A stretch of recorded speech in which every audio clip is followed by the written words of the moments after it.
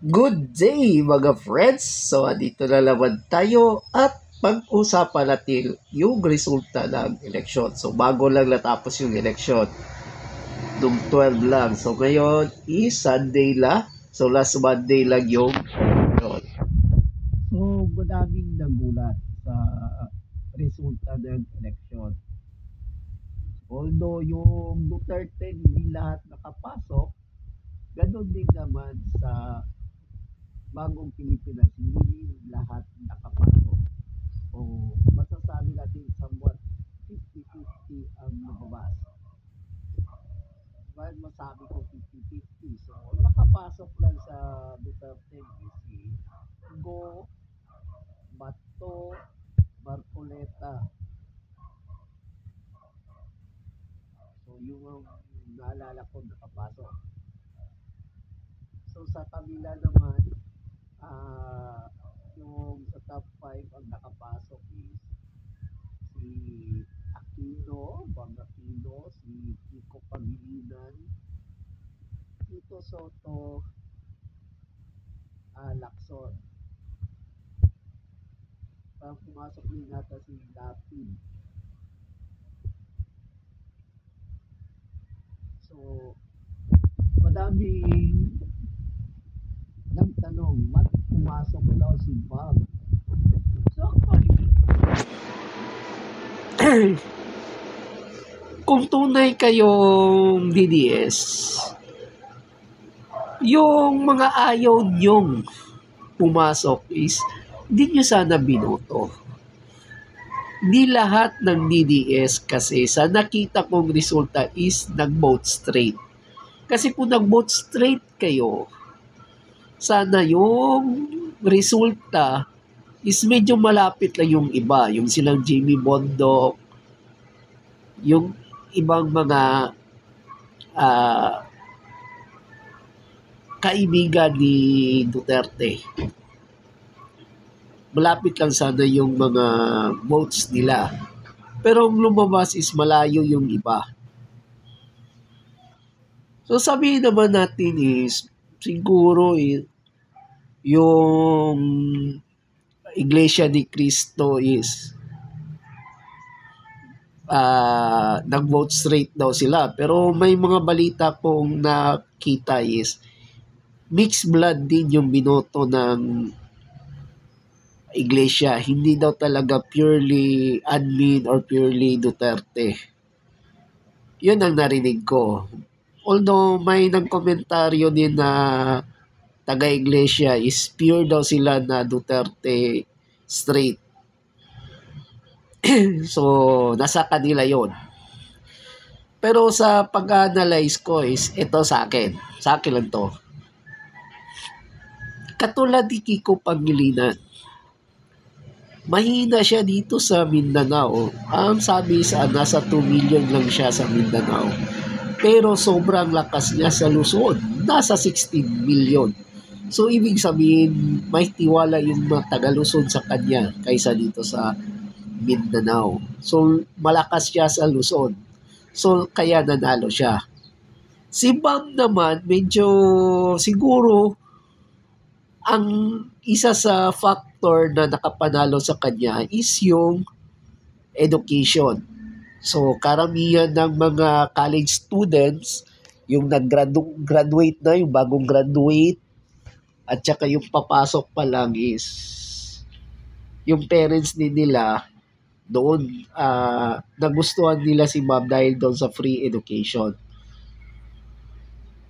At the same time, yung pagiging Aquino ni Ma'am, aminin na natin, may power pa rin yung Aquino.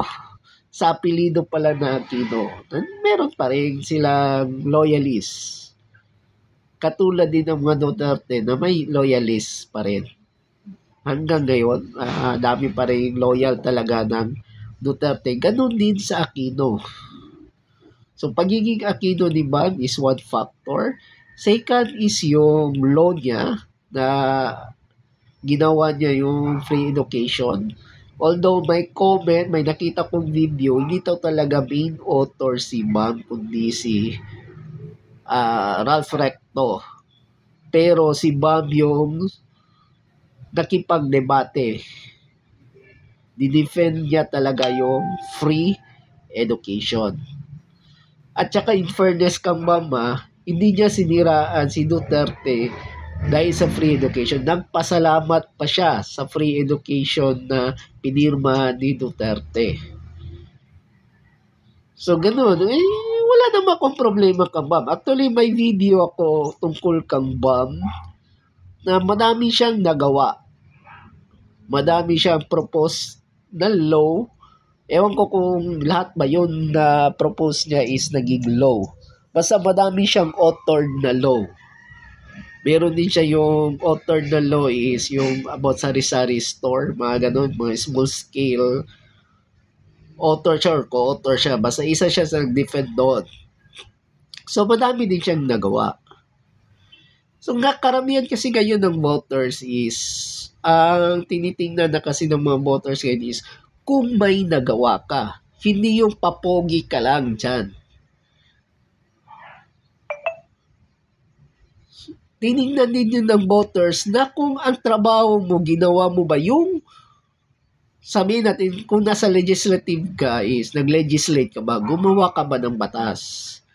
Kung executive ka, in-execute mo ba talaga ng tama yung batas?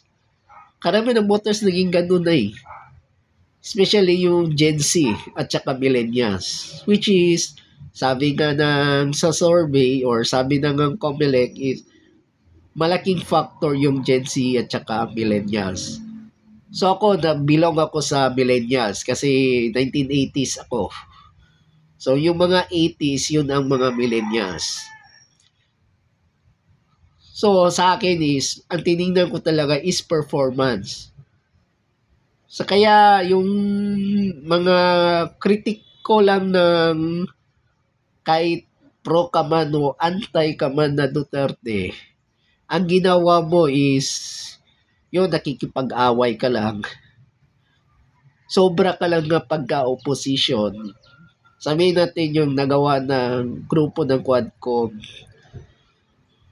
So, opposition lang sila talaga. Ang nakita ko kasi sobra silang pagka-opposition. Hindi sila yung tinitingnan kung tama ba to o mali. At sa kanila, basta't kumontra ka, o bawal ka, or mali ka. Hindi sila tumitingin ng sinong tama, kundi sila ang tama.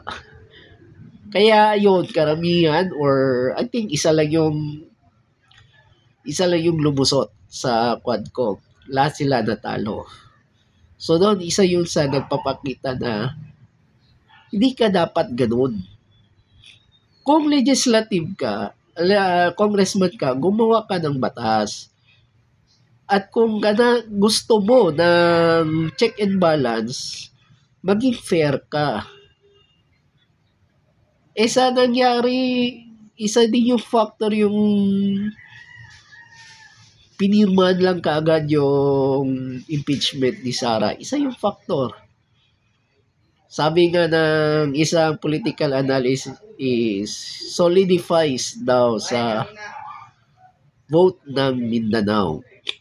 Kasi na may mga voters nakita nila is hindi fair yung pag-judge or pag-criticize kang Sara. Kung makikita nyo yung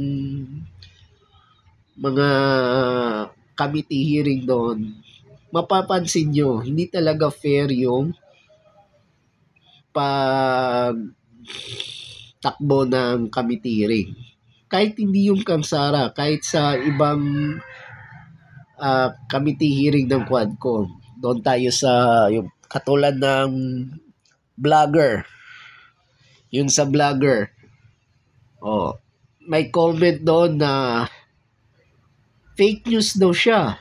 Pero pag nung binasa ni Abante, sinabi niya na one-sided lang yung report niya o yung sinabi niya.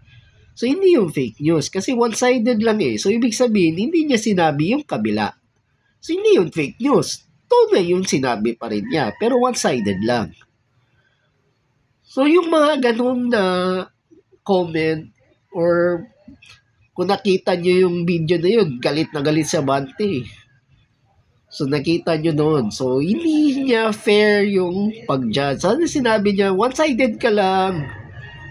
Pero hindi to fake news. Pero sa kanya pinapalabas niya is fake news yun. Kasi one-sided lang daw. So, hindi yung fake news. One-sided news lang. So, madaming mga factors. Kung nakita nyo naman sa ibang lugar is nanalo din yung mga admin slate. Natalo yung Duterte slate. Pero dito sa Mindanao, karamihan sa nakita ko is nanalo yung Duterte group talaga dito sa Mindanao.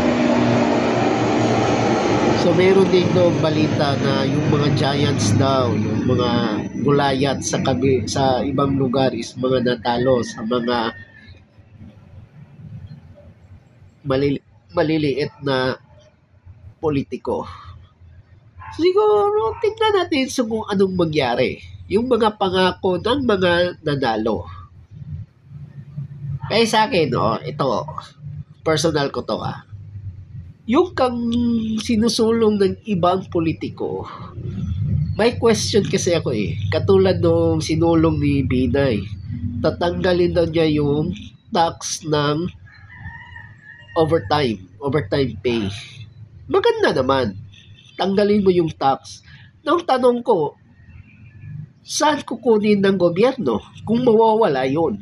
Saan kukuha ng gobyerno ng i-exchange doon? So, liliit yung kita ng gobyerno kung mawawala yung tax na yun. Sabi nila, nawawala naman yung kwan. Hindi naman lahat na kukolekt ng tax. Oo nga, hindi nga lahat na kukolekta ng tax. Pero, lalong liliit yun kung mawawala yung overtime pay na tax. Tapos, may sinulong pa siya na libre ganito, libre ganon, dapat binibigay ito. Maganda yan. Pero katulad ng sinabi ni Bam, kaya ba natustusan yang mga proposal na yan? Katulad nung kang Bam, kung hindi gumalaw ang ibang senador at hindi pinirmahan or hindi inutos ni former President Duterte na bigyan ng budget ang proposal ni Bam or yung law na ginawa ni Bam, yung free college tuition, kahit law na yun, hindi yun ma-implement kasi walang pera. Ganun din sa iba. Kung magiging ma-implement nila yung mga gusto nilang libre dapat dito, libre dapat doon, hindi nila sinabi kung saan kukunin yun. Yung budget na yun. So, parang pangako lang yun na posibleng mapapako. Kaya actually sa lahat ng nanalo ng senador, ang nagtaka lang ako is si Lito Lapid. Parang wala talaga akong alam na background na may nagawa talaga si Lito Lapid. Ewan ko lang. So siguro hindi talaga ako nag-research na masyado about Lito Lapid. Pero kasi nanalo na siya So, yung panalo, congrats. Yung natalo, better luck next time. So, yung mga pro at anti sa isang politiko, wag na kayong gumawa pa ng eksena. Tanggapin nyo na lang na natalo yung politiko ninyo o yung bet ninyo. So, tingnan na lang natin kung anong magagawa ng mga nanalo. Tunay bang gagawa sila ng pagbabago? O yung luma pa ring klase na politiko? So, ang mangyayari ngayon, magbablog ako especially sa legislation, kung anong mga laws na gagawin ng mga nanalong politiko. So kasi ngayon ako nag-umpisa ng vlogging ngayong taon na to. So yung mga nanalo ngayon, yung 12 ngayon, yun ang i-monitor ko. Kung may nagawa pa talaga sila. Then yung ibang politiko na nasa Senado, imo-monitor ko rin kung ano yung mga nagawang law nila kasi posible tatakbo sila sa susunod na eleksyon. So, hanggang dyan muna. See you next time. Ito po si Kuya Alin or Kuya Shushu. Buhay dialysis patient. Konting analysis lang ng election. So, good luck, be vigilant. Tingnan natin kung anong mangyayari sa mga nanalo nating mga politiko. Sa ating binotong politiko. So, see you next video. Don't forget to like, share, subscribe para matulungan nyo naman ako to continue making this kind of videos. Thank you and see you next video.